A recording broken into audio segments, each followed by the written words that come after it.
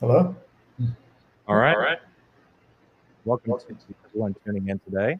Um, as we've kind of teased a bit throughout the week on social media, today's episode is going to be met with some improved production quality, and you'll probably notice a few changes. But nevertheless, we're excited to finally share this out with y'all, and also equally excited to have Tyler Clark of camlCase on today. Tyler, how's everything going? Hey, going well. Good to be here. Awesome. Before we start off, as usual, we have myself, William McKenzie, Tezos Comments, and Kenneth Rocklow will be hosting today's stream. Uh, we're also going to give away a Tezos branded Ledger Nano S. Kim, would you like to share some more details about that? Yeah, absolutely. And for everyone that's watching right now, this new format of the show is very interactive with the audience. So if you have questions, go ahead and ask these questions, and we'll be able to directly bring those up on the screen and answer those live for you. So please don't be shy. And yes, we are giving away a Ledger Nano S today. It's the Tezos engraved Ledger Nano S. We will do the same format as we've done in the past. We're going to give a keyword. You guys are going to enter that keyword into the chat, and we're going to have a Nightbot select that random a winner, and then Will provide more instructions on how to claim that reward at the end of the show. So stay tuned for that keyword, guys, and keep those ears and eyes open. Yeah, definitely stay tuned for that keyword. It'll probably pop up somewhere on the bottom side of the left side of the screen. But to go ahead and kick things off, Tyler, why don't you tell us a bit about your background? Yeah, I've been working on Tezos full-time for 3 years now, and started camlCase about 2.5 years ago. I started out building infrastructure. I actually started out co-founding Cryptonomic, and we were building infrastructure tools, what became Consay. Then I left to start camlCase. Originally, we were going to do like educational stuff, but then started work on the Morley library, which was then taken over by Sarah Cal. And then got funding to do Dexter, and then released that a few months ago. And then shortly after, Magma, and the team has grown. It's been fun. So you've obviously you're a heavyweight developer in this ecosystem. You've co-founded Cryptonomic, you've founded camlCase here, and you've made some really exciting and cool products for this ecosystem. But what I really want to know is why Tezos? Why did you take all your knowledge and all your dev power into this ecosystem? What attracted you to Tezos? Yeah, I started off kind of hacking around on Ethereum in 2015. I thought it was pretty cool, but it wasn't until 2017 that I found a platform I could really get behind and really, really love when I first heard about Tezos. It resolved a lot of the nagging issues in my mind about Ethereum. The governance especially, I just think is a really great way for a blockchain to develop over time. In a decentralized way, in a way that can adapt to an unknown future in a way that a community can get behind. Seeing being there at Ethereum from the beginning and seeing like the DAO fork and and to this day seeing how hard forks are such a major issue with Ethereum, and how that could disrupt a DeFi ecosystem that has billions of dollars on it. I think Tezos handles those things much better. And so if you're going to build the future of finance on a platform, it makes sense to build it on a platform that can grow and adapt and upgrade seamlessly without the need of a hard fork. And it aligns the incentives in all the right ways. There was also but Ethereum's kind of controlled by the foundation, and they're driving development so much. I really liked the idea that Tezos that anyone could write code, submit a proposal, and that it was up to the token holders themselves to vote on the direction that Tezos takes. So yeah, that's why when I first read about Tezos in 2017 and started interacting with the community, I got excited enough that I just dedicated myself full time to this project. That's a really cool story to hear. And for the audience watching right now, Tyler has some announcements that he's going to make in regards to the projects he's been working on. And these are actually some really exciting announcements for Tezos. So I think this would be a good time that you go ahead and sort of tell the audience what these big announcements are. Sure. So Dexter has been steadily growing organically with more and more liquidity added from the community, and it's been great to see that grow. We want to, so there's two things happening. One is since launch, we've been now focusing our Dexter around development around providing analytics so that users can see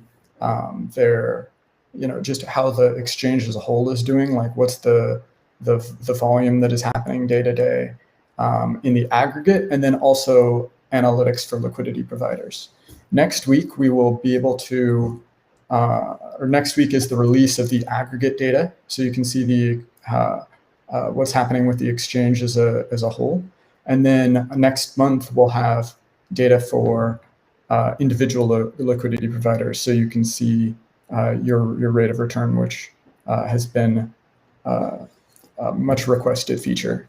Right now, since we're so close to finishing up the aggregate data, I can share some numbers. All of these numbers right now are just since launch, which happened on September 30. Total volume so this is for the last couple months. It's a small start, but we have exceeded $1 million in volume. It's like 1.275. That's a breakdown of about almost exactly 1 million for TZBTC and 271,000 for USDTZ. Total liquidity provided is just at 600,000.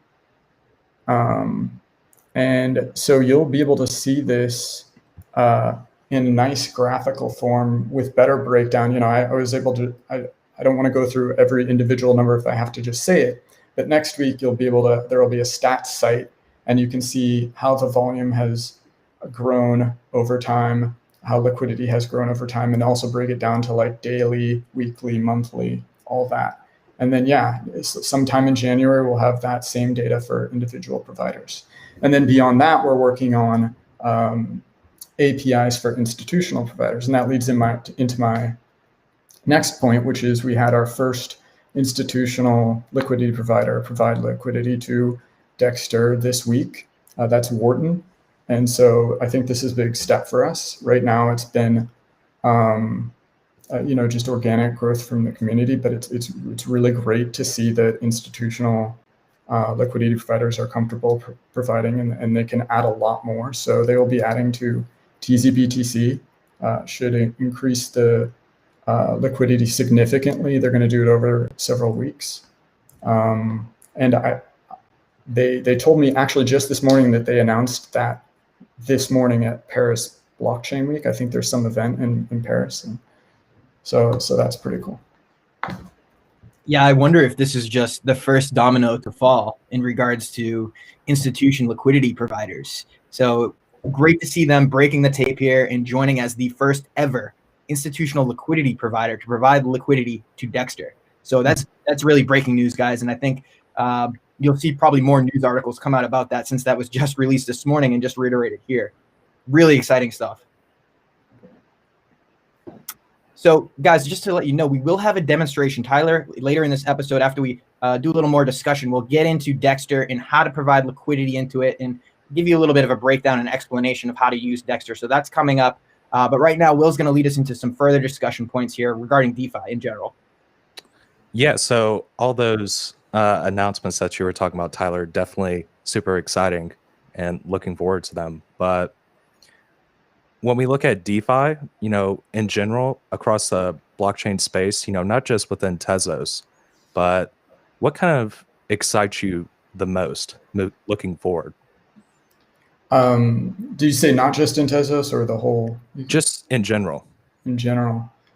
Yeah, just the whole concept of decentralized finance, of like self-sovereign finance, of not having to rely on this cartel of banks, with very close relationships with, the government. It's nice to be able to opt out and have this parallel financial system that can grow and innovate in radical new ways that can open up finance to a greater portion of the world, that can be, that innovation can take place that can't in the traditional financial system. And so you're going to get, I think, lots more new creative types of finance that we can't even imagine. A lot of what I'm excited, I've been in this space for a while, but every year new things surprise me.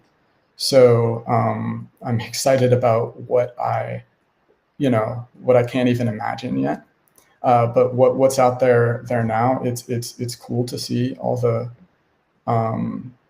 the foundational pieces being built on Tezos, like stable coins and pricing oracles and exchanges and lending platforms.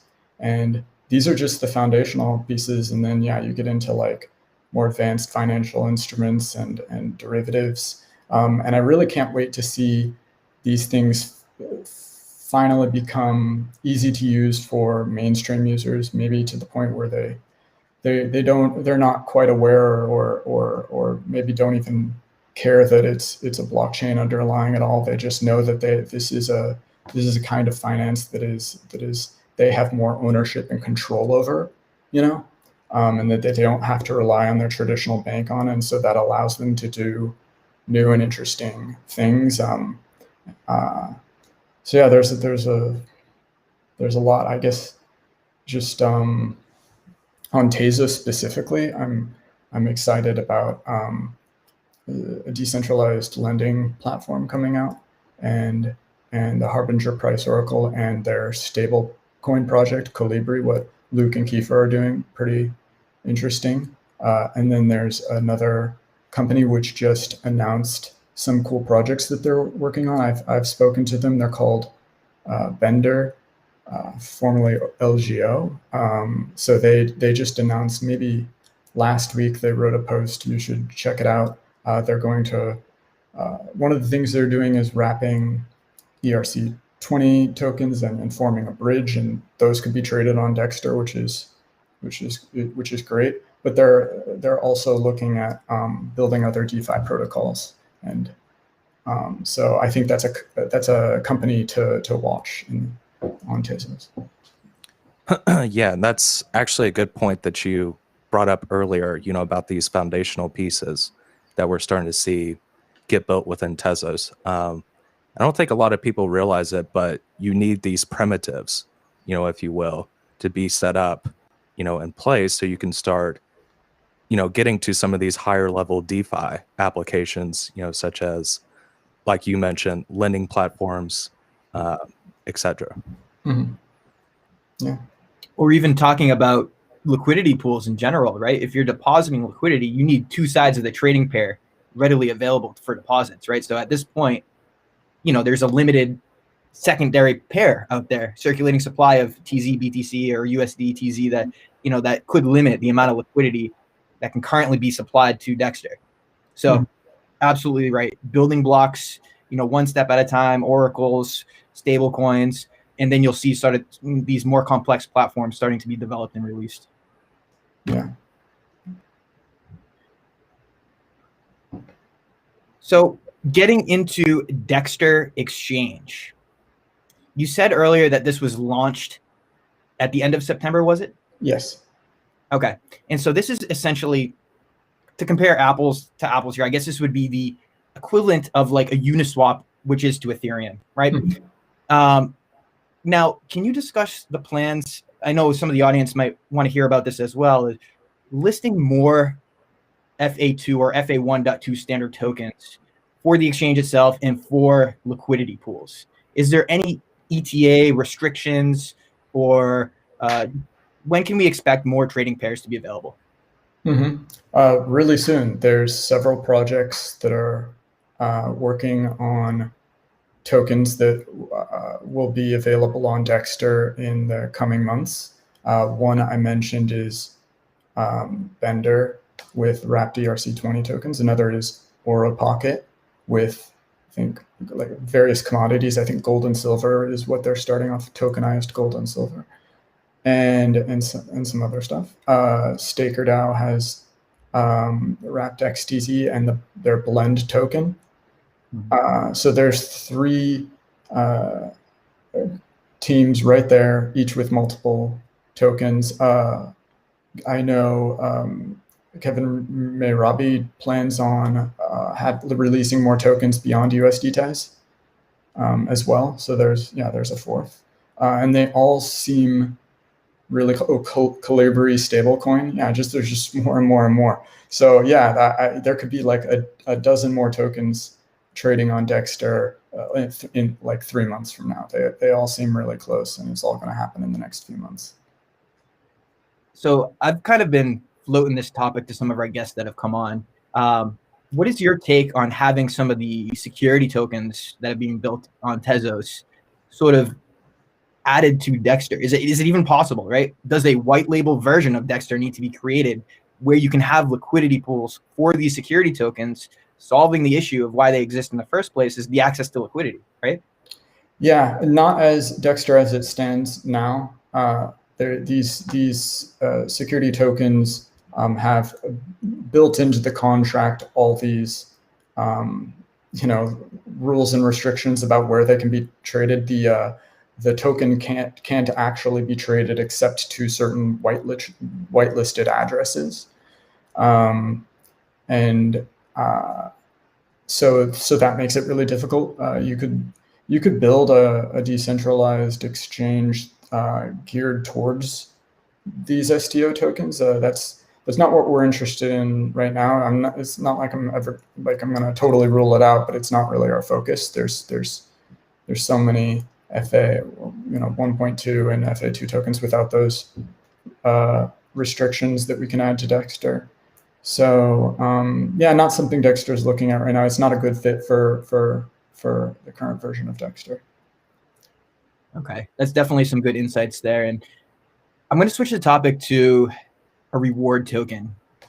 So I know you might not want to give a too direct of an answer here, but for the audience watching, a lot of them may have been airdropped this Uni token over the past few months from Uniswap, right? For being an early adopter of their platform, providing liquidity, participating in their product, they actually were rewarded with when the platform itself decided to issue its own token to all these different addresses that had provided liquidity, right? So at this point, do you have any plans for Dexter to create its own FA2 standard token or FA1.2 standard token and release that to the wallet addresses that have provided liquidity to Dexter up until a certain point?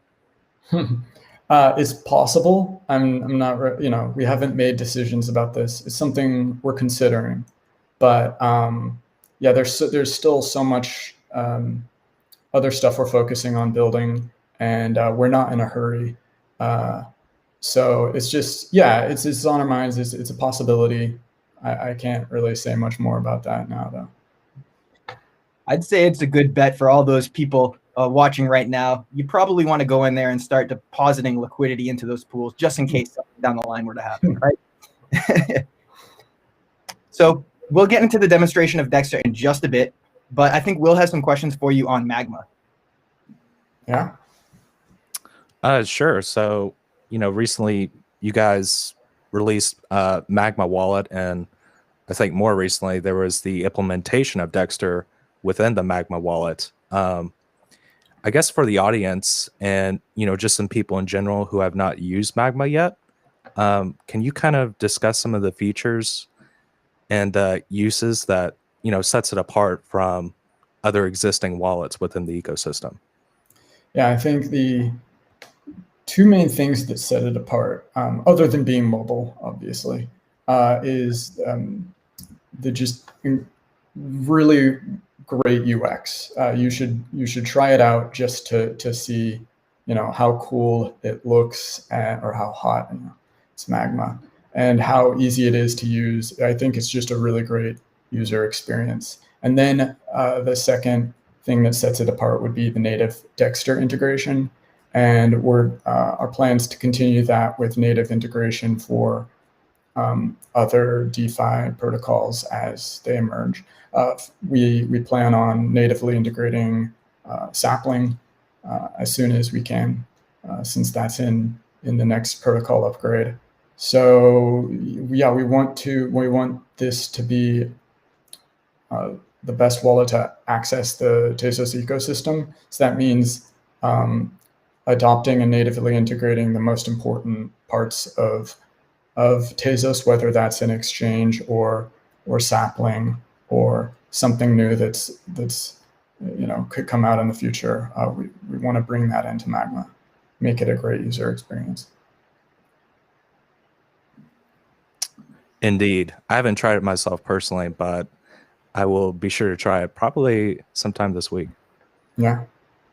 Cool. Right after the episode, right? Let's get right to it. Right.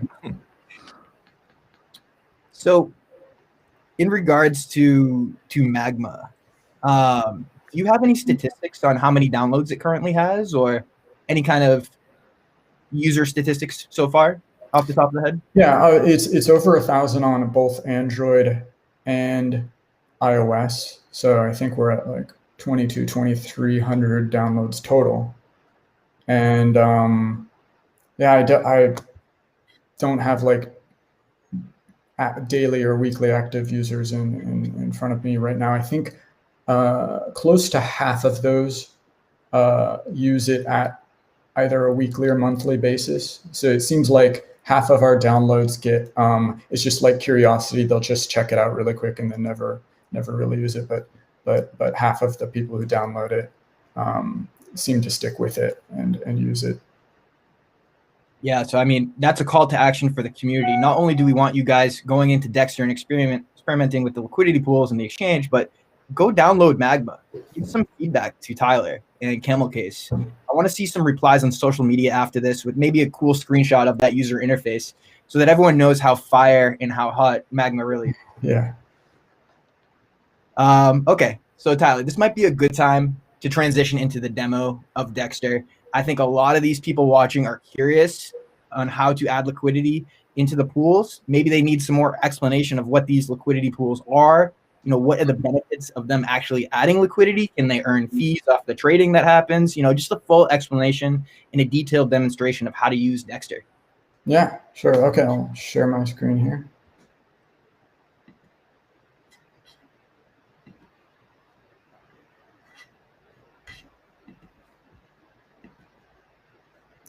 All right, can you see the exchange? Exchange is up, yes. And just to quickly remind the audience, the keyword for today's episode has been revealed. It is Tezos DeFi. There it is flashing on the screen right now. You guys can go ahead, enter that in the chat from wherever you're watching here. If you're on the YouTube, enter that in the YouTube chat.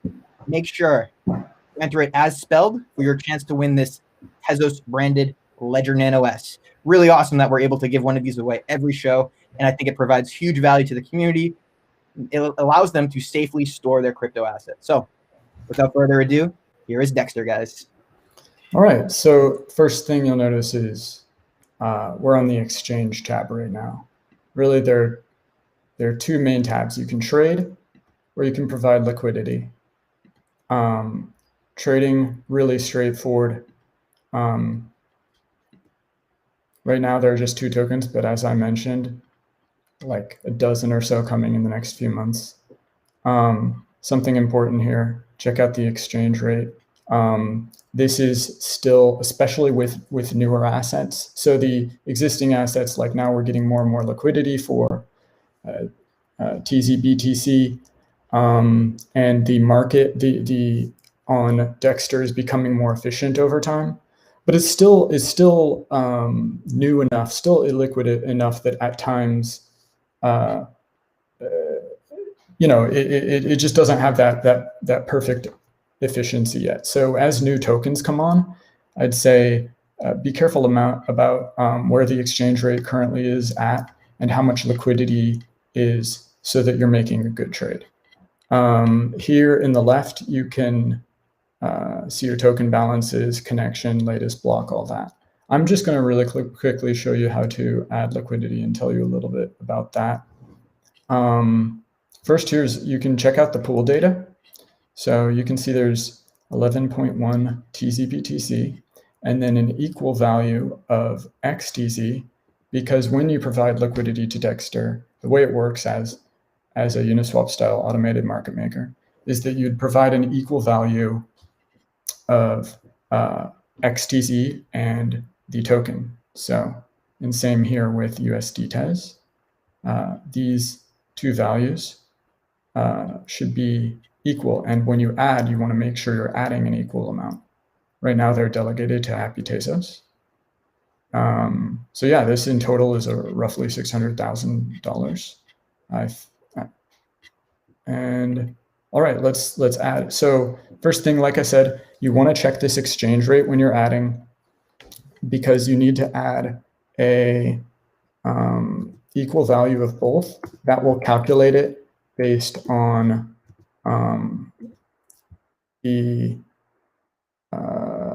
based on this exchange, based on Dexter itself. I have this mixed up. Yeah, I was thinking here. I'm trying to. There we go. Okay. So yeah, I don't have much. This is just like a test wallet. So I put in 0.7 XTZ. It puts in the corresponding amount of like equal value of TZBTC based on this exchange rate. But if you're adding a significant any value, really, you should check to make sure that exchange rate is one that makes sense. This is still an exchange that's only 2 months old, and sometimes they're inefficient. If someone makes a big trade, that could throw off the exchange rate, and then you add liquidity at a bad price, So it's a good idea to check that. This right here is your pool tokens. Now this number itself doesn't really it's just an internal representation that tracks your proportional share. So it's not a unit that you can really tie back. It doesn't mean like 520,000 XTZ or dollars or something. It's just 520,000 pool tokens, which is like a claim on the TZBTC and XTZ you provided, and then you can see what percentage of the pool that is. So if I add liquidity here, I'm not sure if you can see this other screen, how sharing works, but this is Beacon. Right now we support both Beacon and Thanos, so I can confirm this. Real quick, Tyler, sorry to interrupt you, but we do have a winner for the Tezos branded Ledger Nano S. It is Sergio Scarnato. Sergio, if you could send us over an email at social@tezoscommons.org, we'll probably pop that up here on the screen too. We're going to request that you take a screenshot of your YouTube credentials, and we will get back in touch with you to send you your prize. You can go ahead, Tyler. Okay, that was good timing because it was during the transaction pending. We're going to be waiting on this for like a minute while it gets included. So why would you provide liquidity? You can earn fees. 0.3% of the trades from the exchange go to the liquidity pool participants. That's divided up proportionally depending on how much your proportional share is. You will get that proportion of fees. This just went through, you can see. So my balances here have been updated. I can see a recent transaction add, and then I can look at my pool tokens. And I notice that I have, and see it's equal value, within a penny. And so you get liquidity fees as people trade. And then also this liquidity pool is delegated to Happy Tezos, and they will send those staking rewards the share the same way they do to anyone else. They'll send it directly to the wallet that you provided liquidity from. So you won't see it show up here. It will go to that Beacon or Thanos wallet that you have.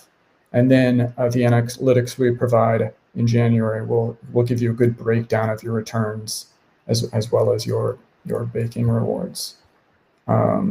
Let's circle on this for a minute here. I think this is very important because it differentiates what Dexter is doing compared to like a Uniswap. So there's an extra layer of leverage here where the users can earn from their pool deposits being delegated to a baker, and they're earning staking rewards. So it's like not only are you earning from the fees from the exchange of the trading pair that you deposited the pool for, but you're also earning the staking rewards on top of that. Yeah, it's pretty cool. That's incredible. Yeah, double the rewards. So I also want to know, like, what is the risk of making these deposits into the pools? I think someone had mentioned this earlier, but impermanent loss. Mm-hmm. If you're familiar with that, maybe just a description of that. And, you know, what happens if someone deposits liquidity and then in the meantime, before they remove their liquidity, their liquidity from the pool has been removed. So now there's less liquidity than when they first made their deposit when they go to withdraw. I guess impermanent loss is kind of described in that second thing you described. I don't fully understand it, but I don't see that as a risk. I don't think anything negative would happen there. But I can explain or try to explain impermanent loss. It's a little tricky.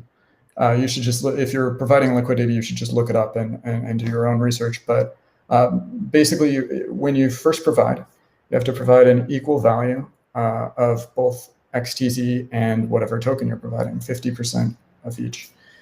And if now, what are you doing as a liquidity provider?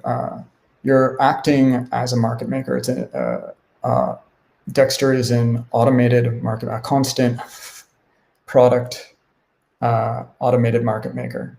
So when someone wants to trade, and let's say they're exchanging XTZ for TZBTC, they're tapping into that common pool that all liquidity providers are providing into this one smart contract, this one common pool, and every liquidity provider basically is providing on the same terms and has the same deal.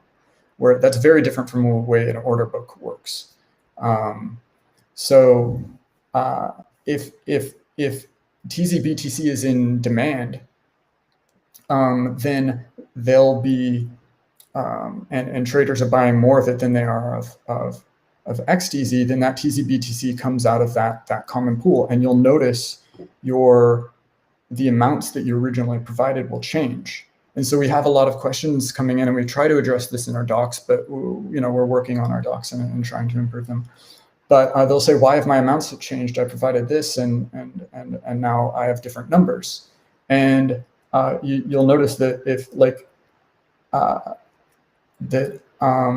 depending on which way the market's going or whatever, you'll be acting as the market maker, and so you'll be selling one of the tokens and getting the other, and so if the price changes, you'll notice a difference. Now that will mostly equal. Now the way the impermanent loss comes in is that relative to holding both of the, like if you hadn't provided liquidity and you just held an equal value of both, you would make more. Or you would have a better return outside of liquidity provider fees. This is where it balances out. So if there were no liquidity provider fees, you'd have a better return just holding those two assets in equal value versus providing liquidity if there's a significant price difference that happens during the time you provided liquidity. But you also get liquidity fees, which balances out that impermanent loss.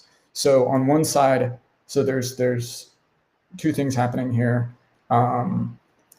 You're missing out on some returns relative to if you had just held the assets alone outside of the pool, but you're getting constant fees, trading fees. And so you can, if you want to understand this more, since Uniswap has existed for years, and has a lot of data, you can actually check that this actually has been a very good deal for liquidity providers, that the trading fees have outweighed that impermanent loss. Of course, we can't, I can't guarantee that or anything that will be true on Dexter, but historically, it's been a good deal for liquidity providers.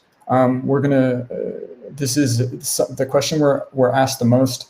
I hope I did an all right job, but it's something that's better to just read through it and look over the numbers and maybe play around with yourself so you can really understand it. And we have some documented. You can check out Dexter or let's see, what is the yeah, just go to our site and we have docs that go over some of this, and they will continue to improve. Yeah, I think you did a great job explaining that. I mean, in a perfect world, right, the value of these assets would stay in equal demand, and there'd be a lot of trading activity, and you'd be able to just rake in the fees, right? And that would be in a scenario that might give you the highest % return on your activity. Yeah, but actually, I'll add one more thing to that. So the impermanent loss comes when the asset prices diverge from when you originally provided them. Of course, they can return to a similar price as relative prices which you provided, and in that case, the impermanent loss would that's why it's called impermanent loss. It would go back to normal, and then you just have the trading fees. So we're talking ratios. So for instance, XTZ is $2, TZ BTC is 20,000. Both those go up by a factor of 2. So XTZ is now $4 and TZ BTC is now $40,000.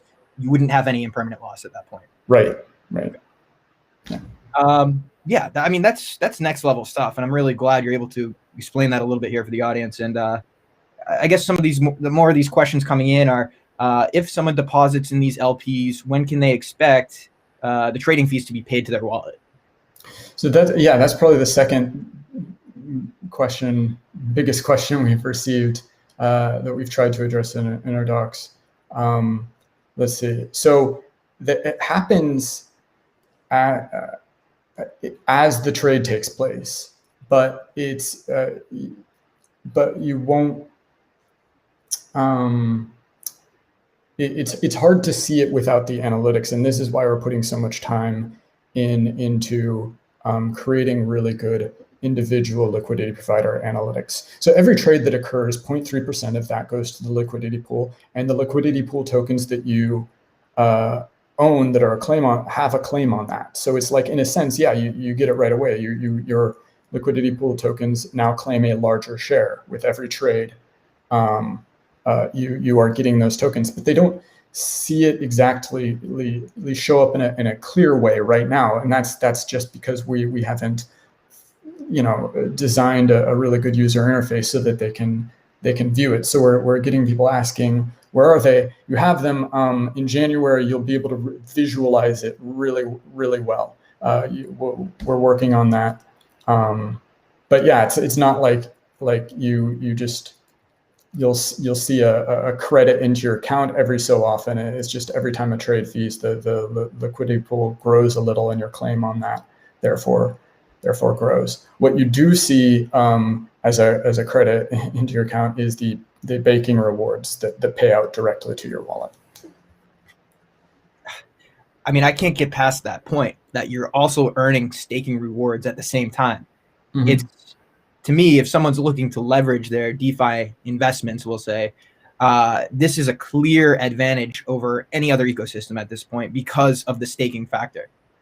And even though the tools themselves may be in their infancy, and you have these great things coming down the line, like the analytics portion of it, it's a clear advantage to be involved in this ecosystem right now at this point, in regards to other ecosystems that people could choose to go into. Yeah. So let's see, any other questions from the audience here we want to address? I think we have one from Howard. You may have already touched on this, Tyler, but Howard asked, do you consider any approach for preventing or minimizing impermanent loss for liquidity providers? Not really, and here's why. I think it's it's just a natural thing. It's just naturally the way an automated market maker works. So there's been all these experiments on Ethereum to try to solve impermanent loss, and it doesn't even really make sense. You're just making different trade-offs. I don't think it's actually something that needs to be solved. You can take a walk along that trade-off space, but there's any of these solutions that have come up that you may see on Ethereum are you're making the exchange worse in some other way, depending on what trade-off you've taken. And I think that the trade-off with Uniswap and with Dexter is actually at a close to ideals. But not saying we can't improve it, but it's close to ideal. So I wouldn't want to make any trade-offs that might sacrifice some other aspect of the exchange. I've got a kind of a strange question for you. So what we saw happen with Uniswap was a vampire attack by Sushi, where they basically forked the code and incentivized users to deposit the LP tokens in their yield farm to distribute a new reward token. It was this convoluted backdoor system that basically stole liquidity off of Uniswap. Now, are you afraid that's going to happen to Dexter? Do you want that to happen to Dexter? No, I'm not afraid, because it can't happen to Dexter in the same way that it happened to Uniswap, because our liquidity pool tokens are not transferable in the same way that Uniswaps are, which makes that specific vampire attack not possible. So yeah, and we had designed it this way before knowing about before that attack even happened. So it's not like we were trying to defend against it. It's just a quirk in the way we designed things versus the way they did, because they leveraged those transferable liquidity pool tokens to initiate their attack, but our liquidity pool tokens can't move, so you can't do that. So talk more about that point. So when I deposit liquidity into the exchange, I get these LP tokens back. Do I see them in my Beacon wallet? Do I see them in my Thanos wallet? I just can't answer them. No, so you see them on Dexter, and you see, and because we've designed, with the integration of Magma, what we're actually building out so right now only trading is natively integrated into Magma, but we're working on being able to provide liquidity from within the app, and building that right now. And I think we can have that out end of January or sometime in February. But because we've built both products and have really good native integration, you'll be able to see your liquidity pool tokens in Magma. As far as other wallets, that's up to them. They could potentially do that. The thing is, you could see them there in the wallet, but you couldn't transfer them out of that wallet. It's not like you can send your LP tokens to someone else. And so you must have designed the system that way on purpose. We didn't. I don't know. It was sort of. It depends on what the purpose is. What I just mentioned is that the purpose wasn't to defend against a vampire attack. We didn't see a need at this stage to be able to transfer LP tokens, and it makes the design of the smart contract a lot simpler, the way we design it without being able to do that. So there wasn't a strong enough need or any need we really saw at this point to justify an increase in complexity at the smart contract level. Now we're seeing, and we designed this earlier this year, or maybe even late last year, but since then we've actually seen a lot of, there's just been so much composability happening in Ethereum. So now we actually see more use cases for these types of things that we didn't see when we were first designing it. But the Tezos ecosystem isn't there and might not be for like another year. So it's possible that the Dexter version 2 could have transferable liquidity tokens, maybe, but we don't really see a need for V1. Yeah, it's definitely, again, some good insights. And we're getting a lot of feedback in the chat here. It looks like everyone is really super excited about the new format of TezTalks Live here. I want to give a big shout out to Will, AJ, Robert, the whole Tezos Commons team for coming up with this amazing design here where it's super interactive with the audience. It's just visually pleasing, and I think this is going to do great things for TezTalk and Tezos Commons. Really happy to have Tyler here today, and I want the audience to come on. Give me some last-minute questions here. Keep pumping those things in on the chat. While we're waiting for more questions, can I just put a couple things out there about? Oh yeah. Magma. So I put some things in the chat that I wanted to share with the community. One is just sign up to our our email sign up form, and the other is we're looking for beta testers for MoonPay integration for Magma, so that you can have fiat on ramps. You can buy in-app purchases of XTZ within Magma. That's a feature that's coming very soon, within a few weeks actually. And we just like to get some. It won't be available at first for US customers. That will come eventually.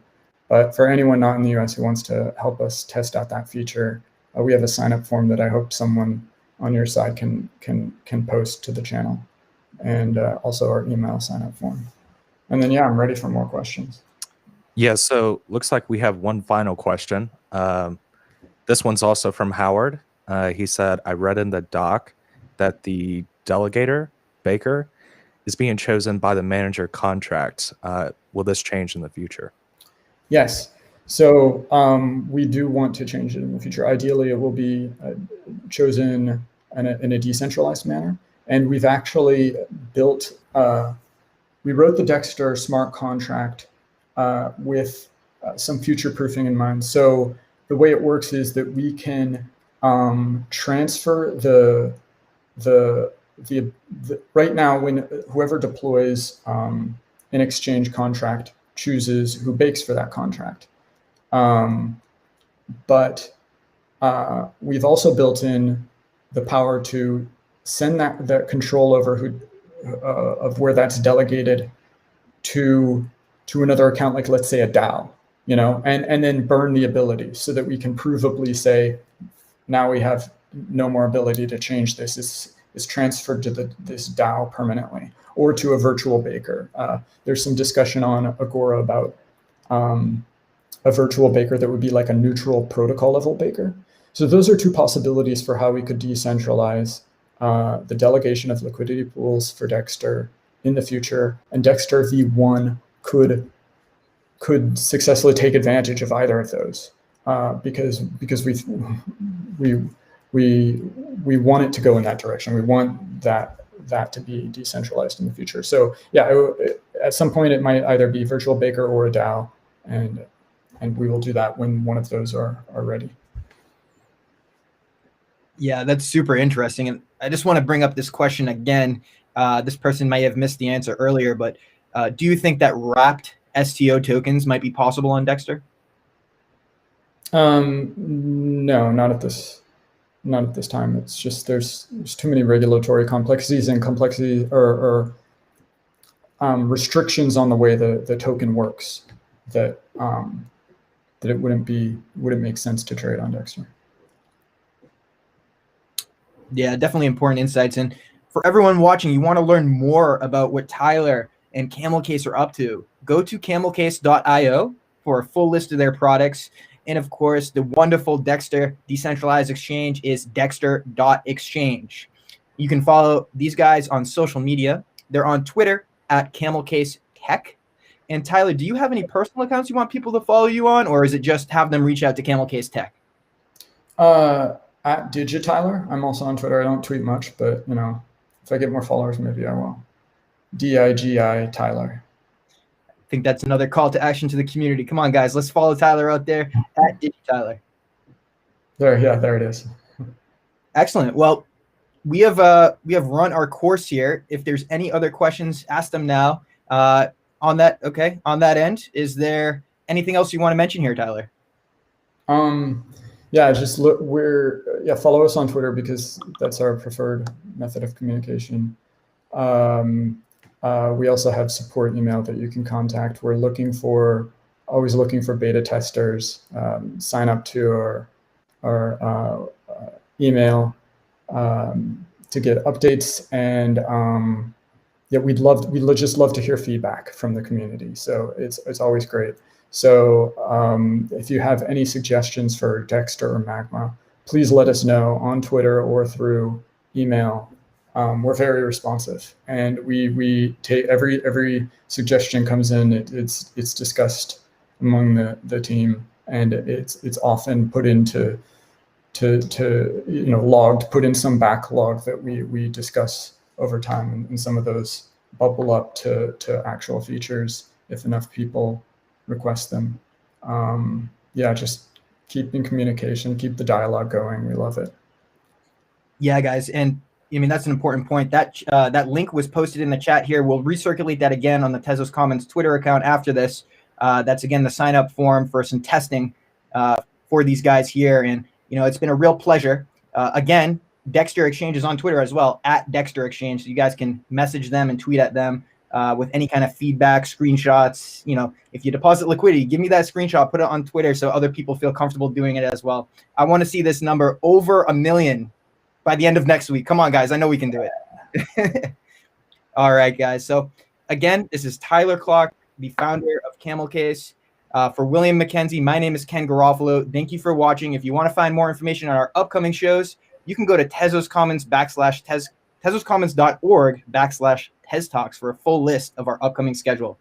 Again, thank you for watching, guys. Until next time, take care. Thank you. Bye.